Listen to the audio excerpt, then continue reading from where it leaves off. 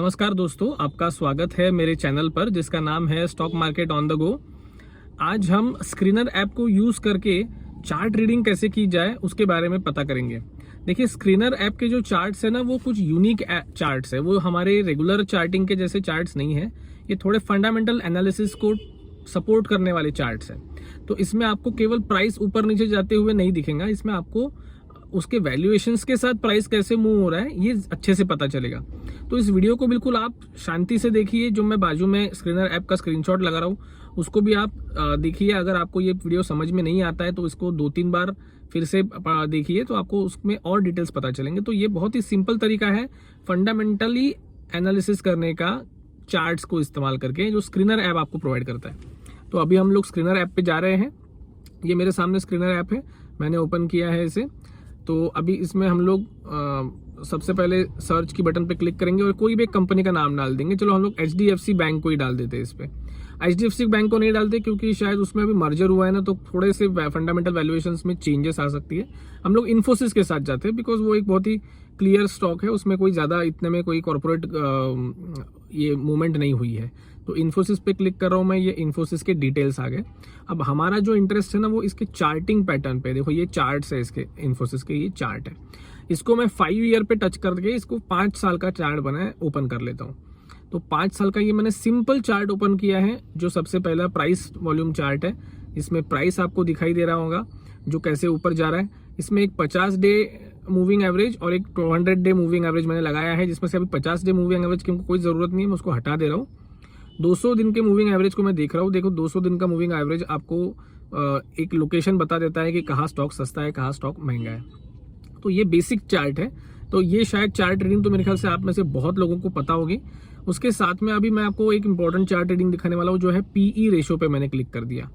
अब देखिए यहाँ पे सही जो गेम है वो आपको समझ में आएगा। अब PE रेशो में हम लोग जब देख रहे हैं तब देखिए ये जो ब्लू बार्स है, लंबे लंबे जो ब्लू बार्स है, ये इसका ट्रेलिंग मंथ EPS है, यानी अर्निंग पर शेयर, जो हर पिछले 4 क्वार्टर को मिला के कितना आता है। तो वो ट्रेलिंग मंथ जो EPS है ना, वो कंटिन्यूअसली ग्रो हो रहा है। बीच में एक डिप आई थी लेकिन वो फिर से ग्रो होना शुरू हो गया। तो वो जो EPS है वो रेगुलरली बढ़ते जा रहा है। जैसे वो शुरुआत में जो ट्रेलिंग मंथ EPS था वो 35 था, जो अभी आखिरी में आते आते वो EPS 64 हो गया है। यानी जनवरी 2020 का EPS जो 35 था, अब वो आते आते 64 हो गया है। इसके साथ में जब प्राइस मूव हुआ तब वो PE रेशो क्या हो गया वो आपको पता चलेगा। तो देखो शुरुआत में यहाँ पे देखिए ये 30 अप्रैल 2020 में जब कोविड का सबसे बड़ा झटका मार्केट को लगा था, तब यहाँ पे जो था ना PE जो श्रंक होके हो गया था 18.5। और उसके बाद जो सॉफ्टवेयर में, जो सॉफ्टवेयर के सारे शेयरों में जो एक जबरदस्त रैली आई थी, तब देखो यहाँ पे PE एक्सपेंशन क्या जबरदस्त तरीके से हुआ है। ये PE जो था ये 18 का PE करीब यहाँ पे आते आते दिसंबर 21 आते आते ये PE जो था वो 36 तक चला गया। ये PE 18 से 36 गया, लेकिन जब साथ में अर्निंग्स भी आई तो प्राइस का मूवमेंट शायद इससे 3 गुना हो गया होगा। लेकिन फिर तब से दिसंबर 21 से 2021 से कंटिन्यूअस PE का ये चल रहा है, जिसको बोलते हैं ना हम, श्रिंक हो रहा है PE। तो इसमें एक्सपांशन हो गया, ये एक्सपांशन वाला फेज, और अब ये श्रिंकेज वाला फेज चल रहा है। तो ये जो श्रिंकेज वाला फेज है ना, ये सबसे बढ़िया होता है फंडामेंटल एनालिसिस जो है, फंडामेंटली जो एनालिस्ट लोग हैं उनको शेयर बाय करने के लिए। एक्सपांशन के फेज में तो पैसे बने होंगे नो डाउट, लेकिन वो दौड़ता हुआ जहाज था जिसको पकड़ना थोड़ा मुश्किल होता है। लेकिन जहाँ पे ये श्रिंकेज हो रहा है ना, PE रिट्रैक्शन हो रहा है ना, वहां पे कंटिन्यूअस करेक्शन हुआ है। देखो अगर हम लोग फिर से प्राइस पे चले जाते हैं तो ये जो प्राइस था वो 2000 से सीधा 1200 तक आया था। और 1200 पे जब चल रहा था तब आप अगर इसका PE रेशो देखो, तब इसका PE रेशो बिल्कुल बढ़िया, यानी उसके एवरेज PE रेशो के नीचे 21 के PE पे मिल रहा था। इसमें एक जो हल्की सी डॉटेड लाइन है ना, वो उसका एवरेज PE रेशो दिखाती है, जो पिछला पुराना उनका एवरेज कितना है। यानी इसका एवरेज PE जो है वो करीब 25 नहीं, सॉरी, इसका एवरेज PE जो है वो है 27 का। तो 27 के PE के ऊपर अगर इन्फोसिस जाता है तो उसको हम लोग महंगा बोलेंगे। 27 के PE के अगर नीचे आता है तो उसे हम लोग सस्ता बोलेंगे। तो अभी देखो ये PE जो है ये 27 के नीचे चल रहा था बहुत दिनों तक, 1200 तक इन्फोसिस चल रहा था, और आज फिर से प्राइस देखोगे अगर आप इसका तो 1800 के ऊपर है, यानी अब यहाँ से एक अच्छी मूवमेंट आ चुकी है। तो ये बहुत अच्छे मौके थे जब इसका पी जो था वो उसके मैंने ट्रेडिशनल पी के नीचे था, जो उसका हिस्टोरिकल पी था उसके काफ़ी नीचे था। तो यहाँ पे हमको पीई श्रिंकेज देखने को मिलता है। तो ये पीई श्रिंकेज से हम लोग एंट्री डिसाइड कर सकते हैं कि जब भी आपको कोई अच्छा कंपनी का शेयर जहाँ पे पीई का कॉन्ट्रैक्शन दिख रहा हो, प्राइस टू अर्निंग का कॉन्ट्रैक्शन दिख रहा हो, तो वो एक बहुत सही जगह होती है जब आप उस शेयर को खरीद सकते हो। क्योंकि जब भी उसमें पीई एक्सपांशन आएगा तो पीई एक्सपांशन के साथ प्राइस में आपको अच्छा खासा मूवमेंट मिलेगा, और साथ में अगर ईपीएस भी बढ़ता रहे पीई एक्सपांशन के साथ, तो जो भी मूवमेंट है ना वो डबल या ट्रिपल आ सकती है। तो पी हमेशा लो चाहिए, उसके हिस्टोरिकल पी के नीचे अगर मिलता है तो बहुत अच्छा, और जब एक्सपांशन मिले विथ ईपीएस अर्निंग ग्रोथ तो वो बहुत बड़ी लॉटरी लग जाएगा। अब इसको हम लोग 10 साल के एवरेज में भी देखते हैं एक बार। 10 साल के एवरेज में अगर आप देखोगे तो देखो इसका पी जो है ना वो ऑन एन एवरेज 20 के आसपास रहता है। देखो लास्ट टाइम जब ये अभी टच हुआ था 22 को टच हुआ था, वो उसका 10 साल का हिस्टोरिकल एवरेज अगर हम लोग देखेंगे तो 22 का है, 22 से 23 का है। तो 22-23 का जो पी है वो इन्फोसिस के लिए बिल्कुल दौड़ के लेने वाला पी है, उसके नीचे वो ज़्यादा रुकता नहीं है। अब हम लोग आगे देखते हैं, 10 साल का इसका देख लिया हमने। अब इसमें और एक कॉलम है इस चार्ट में जो लिखा हुआ है, देखिए सेल्स एंड मार्जिन का। तो इसमें आपको ना पता चलता है कि सेल्स कंटिन्यूसली कैसे बढ़ रहे हैं या नहीं बढ़ रहे हैं। तो ये भी बहुत एक इम्पॉर्टेंट चार्ट है। तो इस चार्ट को आप देखोगे तो आपको पता चलेगा कि उसमें हिस्टोरिकल ग्रोथ आ रही है कि नहीं आ रही है। तो देखो यहाँ पे इन्फोसिस आपको स्टैग्नेंसी की तरफ दिख रहा है। इन्फोसिस के जो सेल्स है ना वो दिसंबर 2022 में जो थे सेल्स 38,000 करोड़ के आसपास, वो आज भी उसी के आसपास चल रहे हैं, 39,000 करोड़ के आसपास चल रहे हैं।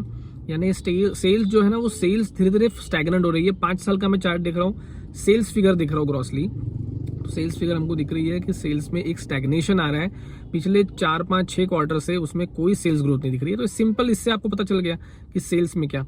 उसमें एक आपको येलो लाइन दिखेंगी जो ऑपरेटिंग प्रॉफिट मार्जिन की है, एक नीचे में ग्रीन लाइन दिखेंगी जो नेट प्रॉफिट मार्जिन की। तो जो येलो लाइन है ना उसमें भी धीरे धीरे मार्जिन कॉन्ट्रैक्शन दिख रहा है।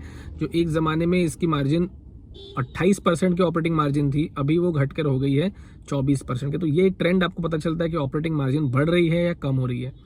उसके बाद नेट प्रॉफिट मार्जिन भी आपको उसी हिसाब से पता चलेगा। वैसे नेट प्रॉफिट मार्जिन से ज़्यादा ज़रूरी है ऑपरेटिंग प्रॉफिट मार्जिन, क्योंकि वो ज़्यादा स्टेबल होती है। नेट प्रॉफिट मार्जिन में कभी कभी अदर इनकम आने की वजह से गड़बड़ हो जाती है। तो इस चार्ट से हमको सेल्स पता चले उसके पिछले 10 साल के, 5 साल के। अभी 10 साल का भी एक बार खोल के देख लेते हैं। तो सेल्स में देखो ये स्टैग्नेंसी मैंने जैसे बोला था वैसे आ गई है। स्टैग्नेंसी के बाद शायद एक अप मूव एक्सपेक्टेड है, अब देखा जाएगा आगे क्या होता है। ऑपरेटिंग प्रॉफिट मार्जिन लेकिन हमेशा की तरह लोअर लेवल पे चल रही है, वो थोड़ी सी एक कंसर्न वाली बात है। तो ऑपरेटिंग मार्जिन अगर ऊपर जाते हुए दिख रही है तो वो बहुत ही ज़्यादा उत्साहवर्धक चीज़ है। तो इस चार्ट से हमको पता चला कि सेल्स की ग्रोथ कैसी है। इसके पहले वाला जो चार्ट था वो पी कॉन्ट्रैक्शन और एक्सपांशन के साथ ईपीएस ग्रोथ दिखा रहा था, ईपीएस ग्रोथ है कि नहीं है। तो पहले वाले चार्ट में सबसे पहला चार्ट था प्राइस का, प्राइस के चार्ट के बाद दूसरा चार्ट था पी रेशो के एक्सपांशन कॉन्ट्रैक्शन का विथ ईपीएस ग्रोथ कितनी आ रही है। तीसरा चार्ट हमने देखा सेल्स और मार्जिन का, कि सेल्स में कैसे बढ़ोतरी आ रही है या नहीं आ रही है, या फिर उसके ऑपरेटिंग प्रॉफिट मार्जिन में क्या दिख रहा है आपको। अब इसके बाद एक मोर पे क्लिक करके ना वहाँ पे कुछ और भी है ऑप्शंस, तो वो भी हम लोग एक बार देखेंगे। मोर ऑप्शंस में एक एबिटा वाला ऑप्शन है, एंटरप्राइज वैल्यू और एबिटा। तो इसमें एक मिनट ना, ईवी बाय एबिटा वाला ये ऑप्शन है। तो इसमें एंटरप्राइज वैल्यू कितनी है कंपनी की और उसकी जो मार्केट वैल्यू है और उसके कंपैरेटिव में उसका एबिटा कितना जा रहा है। तो एबिटा कंटिन्यूसली बढ़ते जा रहा है, वो तो दिख रहा है हमको एबिटा बढ़ता हुआ। अब मार्केट उसको कैसे वैल्यू करता है उस एंटरप्राइज को, एंटरप्राइज वैल्यू क्या है एबिटा के। तो अगर ये ईवी टू एबिटा का जो रेशियो है ये अगर ऊपर भाग रहा है तो मार्केट इसको बहुत ज़्यादा यूफोरिकली ले रहा है।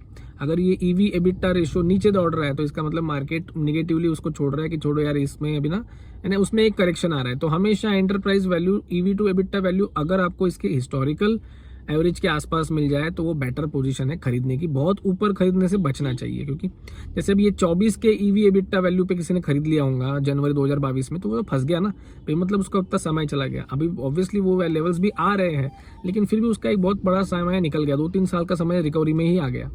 तो ये एक चीज़ है। इसके बाद एक और जो है वो है price to book. Price to book, ये हमको ना बैंकिंग में या फाइनेंशियल जो शेयर्स है उसमें ये बहुत काम का है। कि जैसे हम लोग अभी मैं ना इसमें थोड़ा सा एग्जांपल चेंज करके आपको बैंकिंग का शेयर दिखाता हूँ एक। चलो let us go for ICICI bank. ICICI bank में हम लोग प्राइस टू बुक ज़्यादा अच्छे से देख पाएंगे। तो यहाँ पे मैं गया, ये प्राइस टू बुक पे क्लिक कर दिया और इसमें मैं 10 साल का प्राइस टू बुक देख रहा हूँ। ठीक है, तो अभी देखो 10 साल के प्राइस टू बुक में क्या हो रहा है कि यहाँ पे इसका जो average historical price to book था वो 2.5 का था, 2.5 का। प्राइस टू बुक तो बढ़ रहा है, बुक वैल्यू तो बढ़ते जा रही है, उसमें एक सडनली ग्रोथ भी आने लग गई है बुक वैल्यू बढ़ने में। लेकिन अभी जो वैल्यूएशंस चल रहे हैं फिलहाल के, वो जो वैल्यूएशंस है ना वो बहुत ज़्यादा चल रहे हैं। वो अभी 4 के बुक वैल्यू तक चला गया है और there is a book value expansion, price to book value expansion हो रहा है उस रेशो का।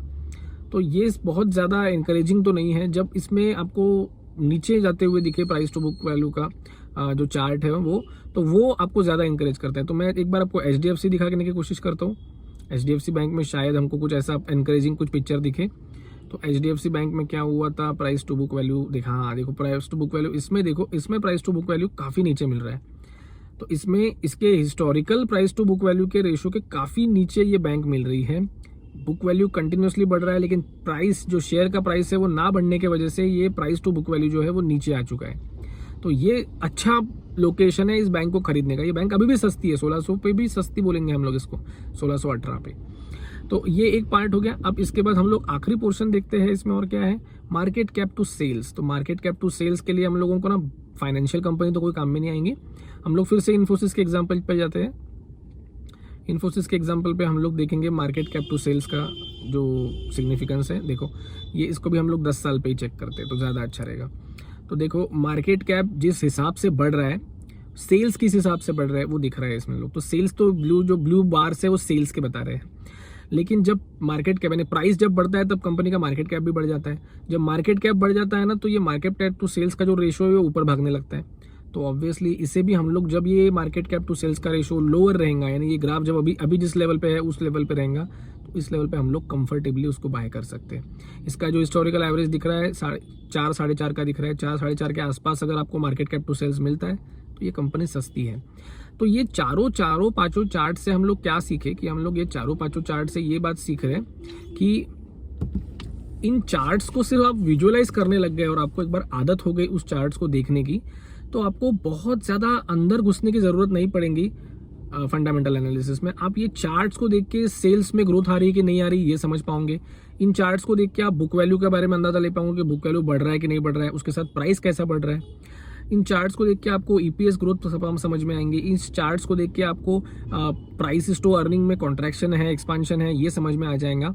और इस चार्ट्स को देख के ना आपको एक वैल्यूएशन पता चल जाएगा कंपनी का कहाँ पे है, और इस वैल्यूएशन में कितना एक्सपांशन का स्कोप है और कितना इसमें कॉन्ट्रैक्शन का स्कोप है। यानी जैसे अगर आपको वैल्यूएशन वाइज सब चीज़ें बिल्कुल ऊपर जाते हुए दिखे हर रेशो, तो आप समझ जाओ कि इसमें ना कभी भी कॉन्ट्रैक्शन स्टार्ट हो सकता है और अच्छा खासा करेक्शन आ सकता है। और वही अगर आपको इन वैल्यूएशन के रेशो सारे के सारे नीचे की तरफ जाते हुए दिखे, along with that EPS growth भी है, सेल्स ग्रोथ भी है, ये सब मिल रहा है, लेकिन रेशो सारे नीचे भाग रहे हैं ऐसा लगे, तो आप समझ जाओ कि इसमें जल्द से जल्द कभी ना कभी एक अच्छा बुल मार्केट स्टार्ट होने वाला है। तो ये आज का जो वीडियो था ना, इसमें हमने स्क्रीनर ऐप के जरिए कैसे हम लोग कंपनी का इवैल्यूएशन कर सकते हैं चार्ट रीडिंग के साथ, ये हमने सीखा है। इस पर्टिकुलर यानी लर्निंग के लिए हमने कुछ एग्जाम्पल्स का यूज़ किया। तो इन एग्जाम्पल्स यानी ये जो स्टॉक के नाम थे ये कोई भी रिकमेंडेशंस में नहीं आते। ये मैं कोई आपको रिकमेंडेशन नहीं दे रहा हूँ कि ये अच्छा है या बुरा है। तो ये जो भी है ना, ये हमने सिर्फ लर्निंग के लिए इन पर्टिकुलर एग्जाम्पल्स को यूज़ किया है। ना मेरा पर्सनल इसमें कोई इन्वेस्टमेंट है, ना मैं आपको कोई सजेशन दे रहा हूँ इसमें इन्वेस्टमेंट करने का। तो आप आपके पर्सनल नॉलेज के हिसाब से इसमें आपका डिसीजन लीजिए। आपको ये आज का वीडियो भी काफ़ी इंटरेस्टिंग लगा होगा। अगर आपको इंटरेस्टिंग लगा, पसंद आया है तो लाइक ज़रूर कीजिए, सब्सक्राइब कीजिए, कमेंट कीजिए। आपको इस वीडियो में क्या अच्छा लगा वो मुझे बताइए, और चैनल को सब्सक्राइब ज़रूर कीजिए। तो ऐसे ही एक इंटरेस्टिंग वीडियो के साथ फिर मिलेंगे कुछ ही दिनों में। तब तक के लिए धन्यवाद।